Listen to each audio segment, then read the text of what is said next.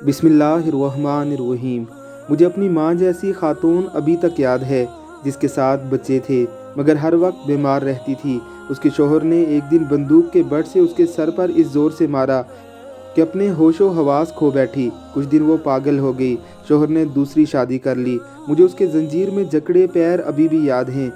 जानवरों के बाड़े में उसका जानवरों के साथ रखा जाना भी याद है। हम खेलते उसके घर जाते तो बच्चे उसे पत्थर मारते और वह जवाबन खुद को काटने लगती। एक दिन मेरे हाथ में घी मिली रोटी देखकर वो इस बुरे तरीके से रो पड़ी कि मैं भूल गया कि वो एक पागल है। मैंने उससे पूछा कि रोटी खाओगी? कहने लगी तुम वाकई दोगे। मैंने वो रोटी उसे पकड़ा दी।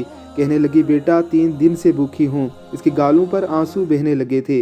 मुझे झटका लगा कि ये कैसी पागल है जो मुझे बेटा कह रही है और आंसुओं से रो रही है। माँ ने बताया कि वट्टे सट्टे की शादी है। इस पागल के भाई ने इसके शोहर की बहन के साथ ऐसा ही किया था, लिहाजा वो बदला ले रहा है।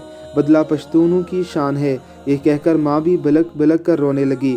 मैं अपने एक रिश्तेदार खातून को कैसे भूल सकता हूँ जो पैदा तो अल्लाह की मर्ज़ी से हुई मगर मरी माँ बाप की पसंद से। कराची में पली बड़ी और जामिया कराची से मास्टर करने के बाद माँ बाप ने रवायत के मुताबिक उसके रिश्ते की बात गांव में एक रिश्तेदार से की जो गांव में लकड़ियाँ बेचता था। खातून भी अपने बाप की इज्जत की खातिर राज़ी हो गई और गांव चली गई। एक दिन अपने होने वाले शोहर से पढ़ने वास्ते कुछ किताब मंगवा बैठी तो उसके मंगेतर ने उसे 5वीं जमात की किताबें पकड़वा दी।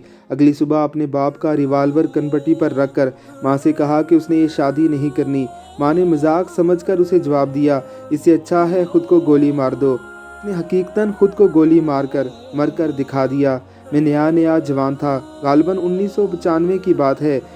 मेरे रिश्तेदारों में दुश्मनी थी। 10-12 बंदे मरने के बाद दोनों फरीकैन को एहसास हुआ कि बाप दादा की दुश्मनी जो एक बैर के दरख्त पर शुरू हुई थी अब बंद होनी चाहिए। सुलह सफाई हुई, जिरगे बुलाए गए। सफ़ेद शलवार कमीज वास्कट और लंबे शमलों वाले बारिश मुअज़्ज़ज़ीन ने कुरान पाक पर हाथ रखकर सुलह की। इस खुशी में हवाई फायरिंग हुई, बैल ज़बा किए गए। 2 बच्चियों को दुश्मनी की बींट चढ़ा दिया गया। एक बच्ची की उम्र 7 साल थी। जब उसको पता चला कि उसका रिश्ता उससे 3 गुना बड़े उम्र के बंदे को दे दिया गया है तो वो बच्ची आगे बढ़कर अपने होने वाले शोहर से कहने लगी मामा जी मुझे टाफियाँ दिलाओगे ना? दूसरी जो 17 साल की थी उसने बगावत की और पूरे गांव कहने लगा इस लड़की का किसी से चक्कर चल रहा है, वरना कौन जिरगे के खिलाफ जा सकता है। फिर अचानक सांप के कांटे से वो मर गई। कहने वाले कहते हैं कि उसकी सगी माँ ने उसे अपने हाथ से जहर दे दिया था कि उसने हमारी नाक काट दी है। उस दिन अपनी माँ की गोद में सर रखकर मैं बहुत रोया था। मेरी रिश्तेदार खवातीन मुझे जन्हा कहकर हंस पड़ी। तब ही गांव को तलाक देकर आज तक खुद से फरार हासिल कर रहा हूँ।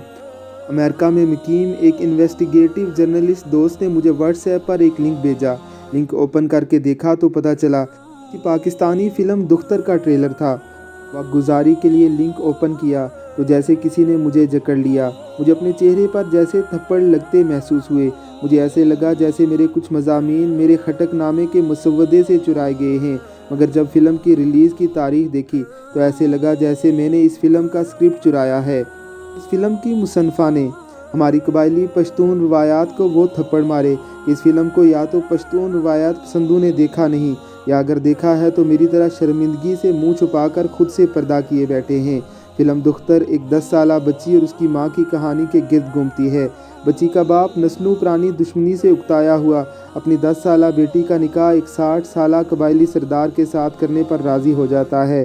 बच्ची की माँ उसके खिलाफ बगावत करती है और बेटी समेत घर से फरार हो जाती है। एक पंजाबी ट्रक ड्राइवर इन माँ बेटी के लिए डाल बन जाता है।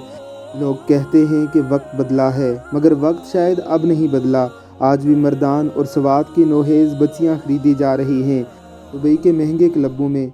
मेरे पश्तून वली के दस्तारों के तारों को तार तार कर रही हैं। क्या वाकई मेरे अंदर गैरत आ गई है या मुझे एक जज्बाती दौरा पड़ गया है? क्यों मुझे अपनी वो सब बेटियां, माएँ और बहनें याद आ रही हैं जिनको मैं फरसुदा रवायात के नाम पर बलि चढ़ते हुए देखता रहा। अरे आप घबराइए नहीं, इंशाअल्लाह 5 मिनट में ठीक होकर आपको फिर से कोई शलवार कहानी सुनाता हूँ, फिर हंसाता हूँ। कुछ देर बस रो लूँ, शायद कुछ रुला लूँ। कुछ देर रुलाने के लिए माफ़ी मांगता हूँ।